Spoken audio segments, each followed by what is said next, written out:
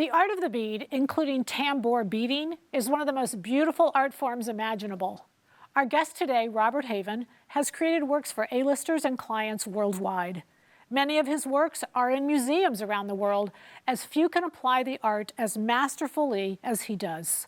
Sometimes we look at a high-end piece just to appreciate the work and not necessarily to master it ourselves. Today may be one of those times. Let's watch, learn, and appreciate the beauty of tambour today on Fit to Stitch.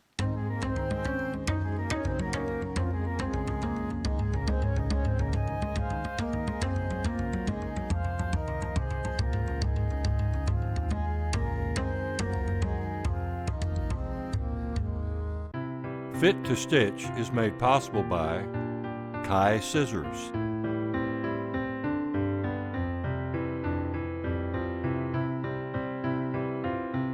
Benno's Buttons,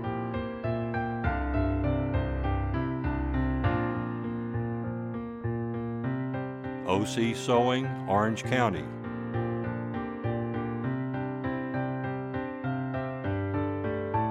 Vogue Fabrics,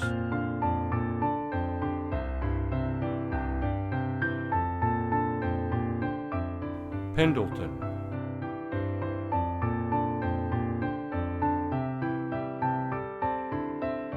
Imitation of Life,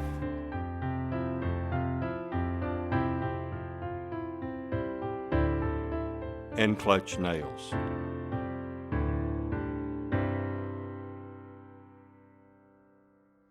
Whenever I get really excited about something, my hands flap, and I'm so excited. Robert Haven today is just really the guy to learn beading from, tambour beading. We've seen it, we may not know what it is, but Robert, thank you so much for being here. And he's really just gonna teach us all the ins and outs, and if we wanna do it or if we wanna buy it. Is that fair? Because it's real pricey if we buy it. It's very pricey if you bought it, but it is learnable. It is very learnable. So tell me how it even started for you, because beading is not everyday stuff? No, not this kind of beading is not. I saw my first bits of tambour beading when I was in graduate school, saw a book put out by Lesage. Then I couldn't afford it, the book, because it was very expensive. But I remember it, and then years later, when I was the costume director at the Krannert Center at the University of Illinois, I hired a lady from Puerto Rico who came in one day to help stitch, and she brought this frame covered in beads. And I said, aha, you know how to do this. And she had learned from her grandmother in Puerto Rico, and I hired her to come back the next year to teach a master class for my staff, myself, and my students. And that was 1995 or thereabouts, and I just kept working at it until I finally got it. Can any tambour beading be done on machine? There is a form of beading that you can do by machine. It's a Cornely embroidery machine that was made in the 1880s, 1890s. It makes a chain stitch, it puts on beads, it puts on sequins, but they have to have space in between each row because there's a presser foot. So you could tell. Oh, I can look at something and I can tell you whether it was done in the French method or in India. So anything that I've seen on designer dresses, like maybe at price points of $2,000, they would have to be done by machine? More than likely. Okay, because I know Escada, Chanel, some of these really high-end names use it, but I'm thinking it couldn't be done at that price point by hand. No, no, not at all.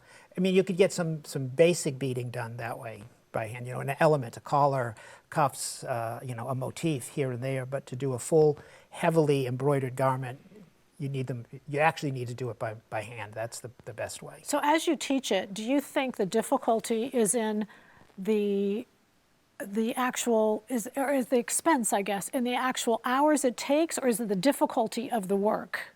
It's a combination. It's a bit of a sharp learning curve because it's not a hard technique, but it's a tricky one to learn because your left hand has to do 90% of the work. It has to.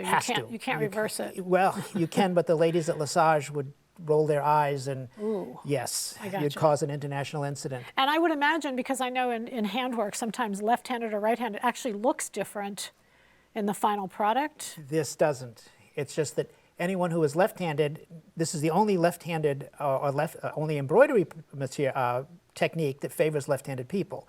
Because the left hand does 90% of the work, and that's the biggest hurdle for most people to get over, unless You're left-handed. or you are of the younger generation and grew up texting with both fingers. So there is an advantage to all those. That's the one advantage out of cell phones and texting that makes you easier to pick up tambour beating. Okay.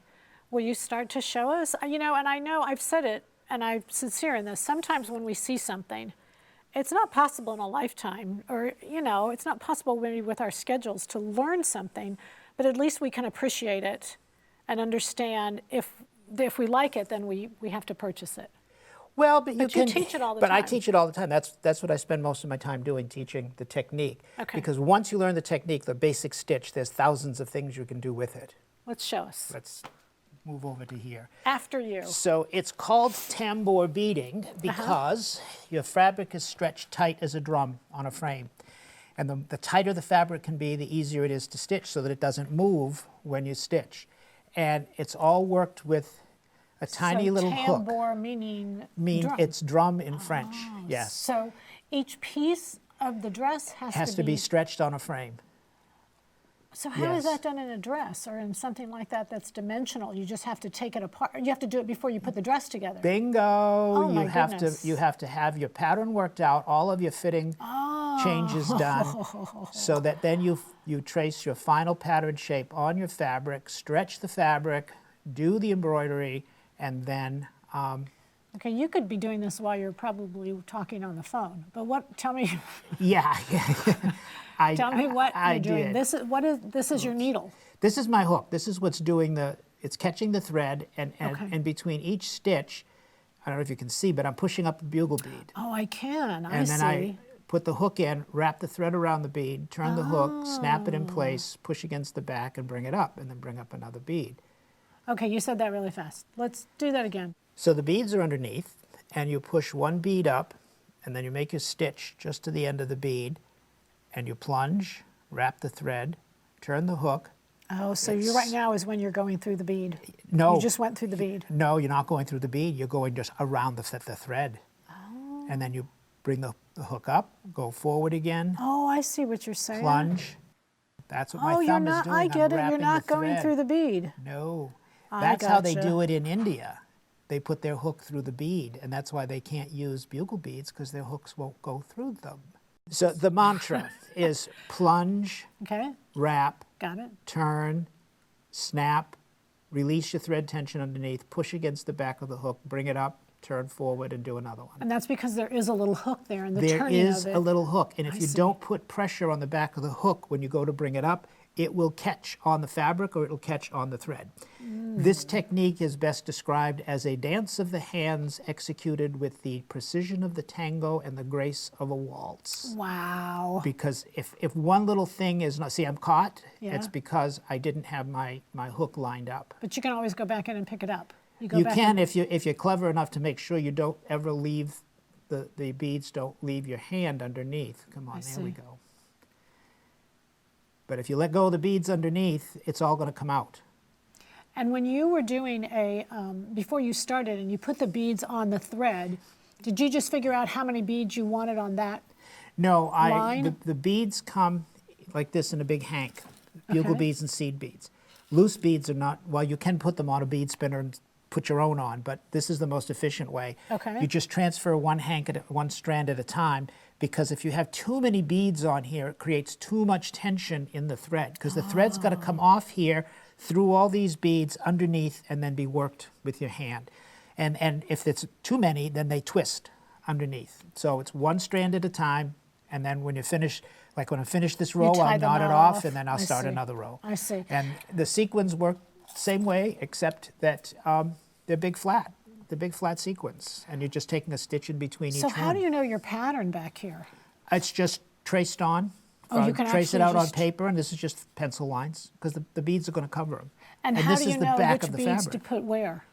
Well, you work off your pattern. I I know see. that Okay. the background of this is going to have these rows of bugle beads, and there's little sequins and seed beads in So here and the there. expense here is not expensive beads either. No, these are They're- pennies compared to it's the time, it's the labor. It's the hand labor and the all the hand work labor. that goes into it. Yep.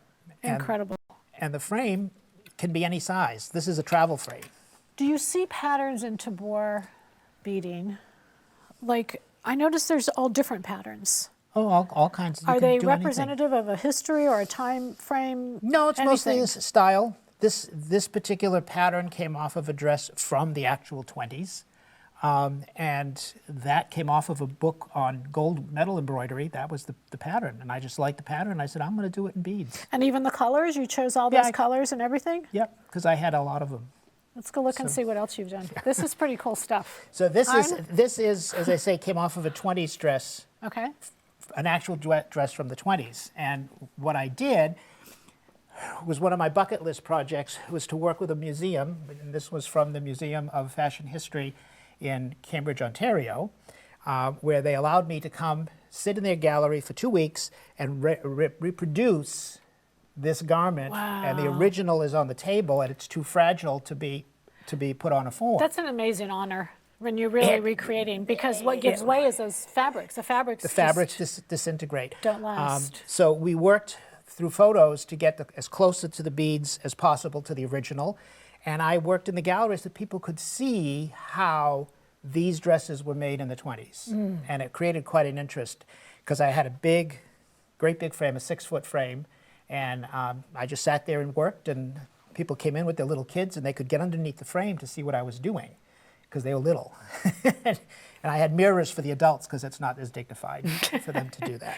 So this dress was from Paris. It was from Paris. It was owned by one of 3 Canadian sisters who had the good sense to outlive all of their husbands and family and inherited everything and moved to Paris. And when the last one died, her niece was clearing out the apartment. She found a whole host of couture garments from the 20s and 30s, sent them all to the Victoria and Albert. Aren't we fortunate that she had the good sense to know they were couture? Yes. Just, a lot of people would just... It's old clothes. Yes. See, now I love this little shawl, would you call it? Yeah, Like a little... it's a little wrap. Yeah, It's because a I little- could see wearing that with jeans. Well, yes. So the whole point was this is a practice piece. Practice. Yeah, a practice piece. So this is how you would wear it to go into the event. So everybody comes in and sees all the beautiful beading, and it's, oh, isn't that lovely? Isn't that lovely? Yes. And then when it's time to leave, you put it on this way, and then as you're leaving the event, they can also see the beautiful beads. And then again, around the all of back. this is done from this back side. Yeah, yeah. And it's balanced. That's why this is here, to balance the weight of the front so that it sits, it doesn't pull. Well, I on your noticed with the neck. jacket I have on, it's like totally not even moving. No. I mean, but it's heavy, as It far is. as the amount of It's- beading. It's balanced front to back and left to right. That's the important thing about designing for beaded garments. It's got to balance. So that's not a pattern maker per se. That's more just someone who's really familiar with the beading process. If I'm working with a designer and they just want a beading over here, I have to convince them, no, you got to balance it somewhere. It's got to hack, because otherwise it's all going to pull. Sure, On that, sure, I that can side. tell. I mean, this just literally sits on me. Yeah. And then when you're using the color thread, you use that with your fabric, whatever. Well, most of the time I will either use black or white. Okay. Unless the thread is going to show, then I'll match the fabric, or I will use a metallic thread and let the thread sparkle as well. Because these are opaque beads. You can't see the thread through them. These are beautiful. I mean, just incredible. There's another little practice piece. I worked on this for like 2 weeks. Most of the time I spent trying to figure out what I wanted to do with it. But I knew I had this fabric, and I knew I wanted to do something vertical, and kind of had an Art Deco thing to it. And another practice piece. This was a practice to be able to do this particular satin stitch with the hook. I see. You'll see that particular stitch is used throughout this piece. And the thread is on the front and the beading's coming from the back. Yes, except these pieces were done on another frame, cut out, and then appliqued on. Show me this degree.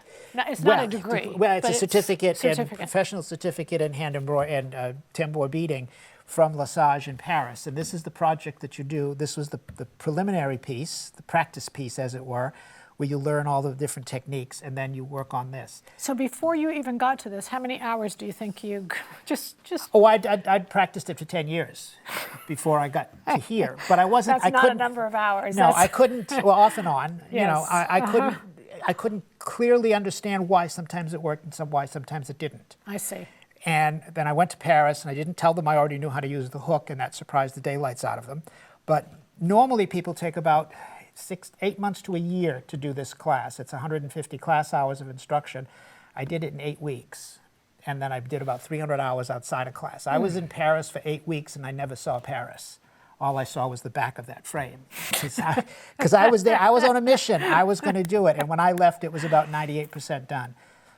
Any regrets on that not seeing Paris thing? No, because Paris is still there. I did see Notre Dame, and now, thank God I did while I was And so there. this is then the dress that you were given originally. But what you were saying is some of these beads that you couldn't even. No, you can't find these particular little. They're beautiful little matte, opaque, tiny half demi tubes is what they'd call them in France. But again, even in that time, it wasn't so much the cost of the bead as the time, involved in putting But that this in. particular dress would have been a high-end dress in its day because it's got multiples of beads and sequins and different things.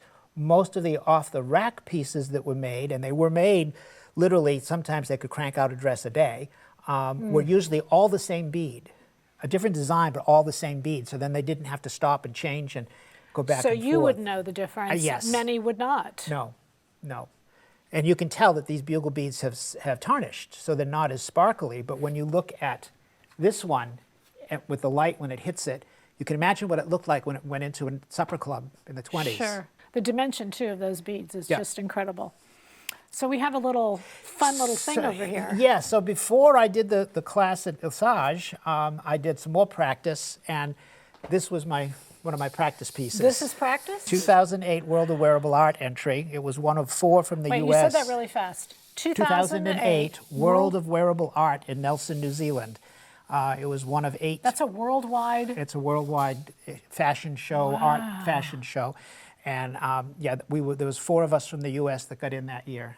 And it's so it's a juried show. It's a juried show. Yes, there Okay. were 350 applicants. They picked 128, and as I say, there were 4 of us from the U.S. And in the show there, you never saw the back of the dress. But Because she kept the kimono on she the kept the entire kimono time. on for the entire time. Uh-huh. And oh my goodness gracious. but it also has a design on it. This is very heavy. I mean, that is just incredible. I mean, you could do a Charleston in that with no trouble. And that's why I picked that particular time period, because it was the golden age of beading, and the kimonos were also a favorite garment at that time. Just try and show the back. And Just look at that gave me a big flat spaces to decorate. Gosh. So- And then the headgear. And the headpiece, yeah, it's a little cloche type. It's Close type just hat. absolutely stunning. But I have to tell you, you when look at that, are you when just I so was- proud of well, yourself? Geez, I did that. You don't look at it and say, oh, there's a I- problem here, or the problem here, do you? Well, the couple of things that I use it for a lot is, if you come over here, I challenge you to find the shoulder seam.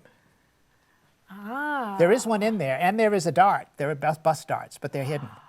I can tell you where the bust dart is. Yeah, you can see the bust dart, but you can't. It's hard to tell the I can't where the see beads the bust are. dart, but you just probably built it in here, Yeah, it's didn't you? right here at the end of the because beading. it doesn't matter where it comes from as long as it goes into that bust circle. That's Hey, right. we're Yeah. bar buddies there. But the shoulder seams I was particularly proud of, because I had to start my beading there so that they matched right up at the seam line. It didn't matter And then, where they and ended then start here. going the different directions. Start going, and it had the exact same number of beads across the shoulder.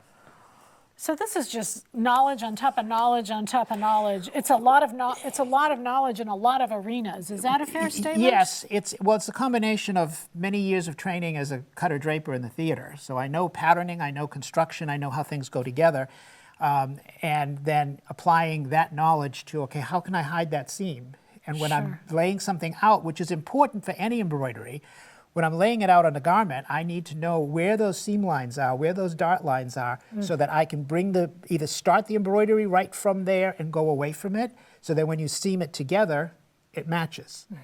And that's important, and it has to be done in the process of construction. So you have to kind of start with your embellishment idea, then design the outfit, then pattern, fit it, do all of that, then start the embroideries. Because once you start the embroideries, there's It no has to be going done. back. Yeah, it There's has no to all going be back. done. If you decide, as the designer changes their mind and you have to redo it, the price just went up by another 0. Elizabeth, thank you. But Thank I'm you. looking at, Robert, the angle of the shoulder seams that you've got right on. I mean, all of that is just... Now, I've made a few dresses in my days. The other cool thing about about tambour is it doesn't have to be done with beads and sequins. This was all stitched with the hook, just with thread, just a little teeny chain stitch.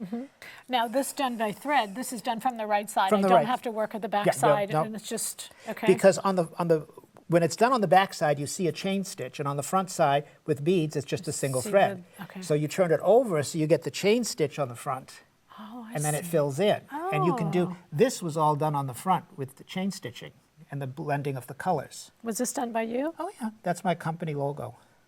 It's my business logo. That's just But beautiful. the difference in tambour work and hand stitching is this was done at the Royal School of Needlework for my certificate in silk shading. 7 days of constant stitching to do that. Wow.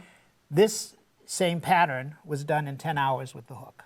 Now it's not as fine as this, but on a garment, 7 days to 10 hours. So in this case, that's a big difference, time-wise. Time-wise. In this case, you're using still all silk threads. Cotton, Cotton. PMC cotton And are you embroidery, using still doing. cotton still? yeah. So literally just, it's the method of It's the technique. of what you're doing, the Yes. technique. But as I say, you can make all kinds of things. This is actually the top, bodice top for a tutu.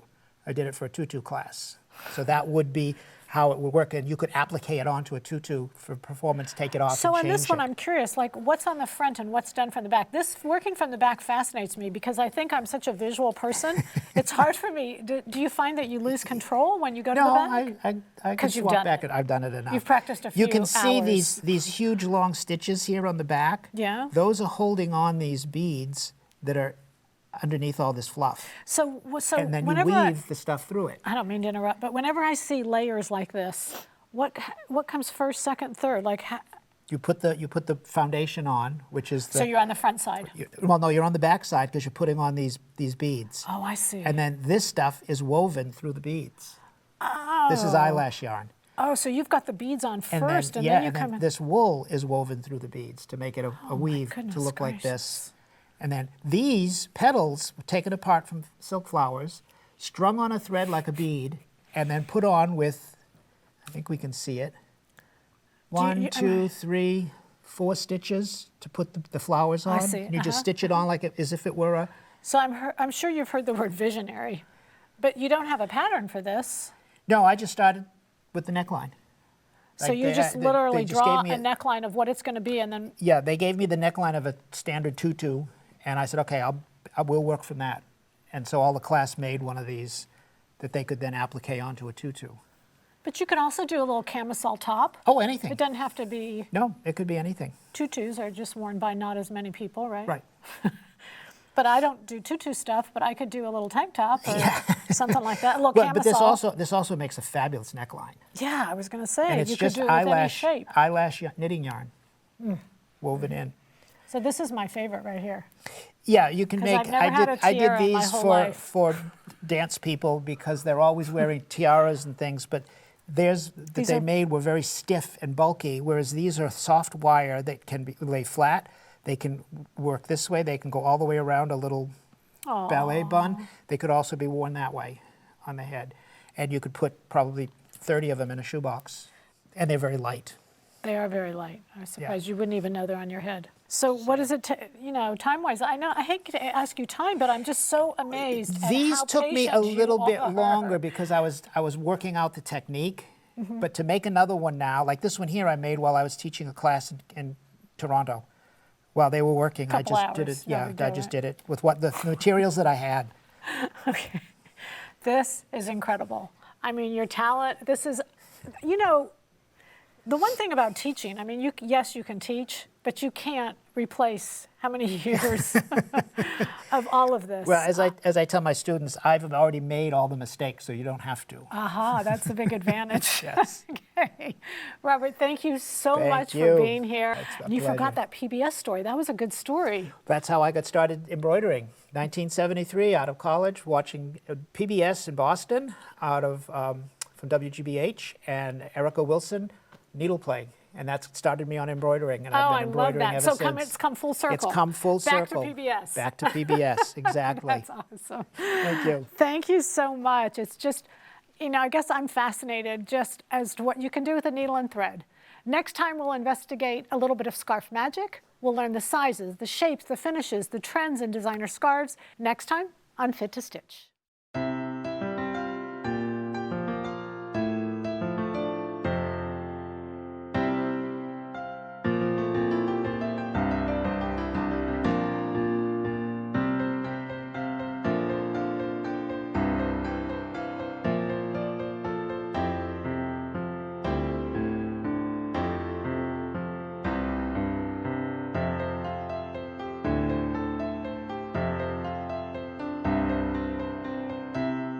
Fit to Stitch is made possible by Kai Scissors,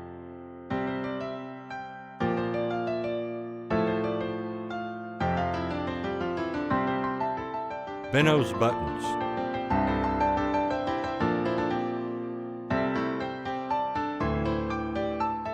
OC Sewing, Orange County,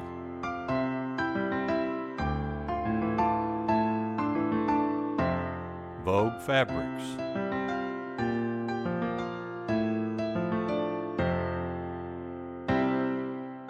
Pendleton,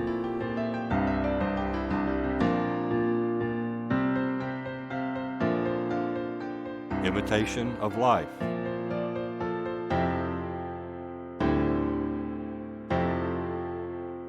N-Clutch Nails.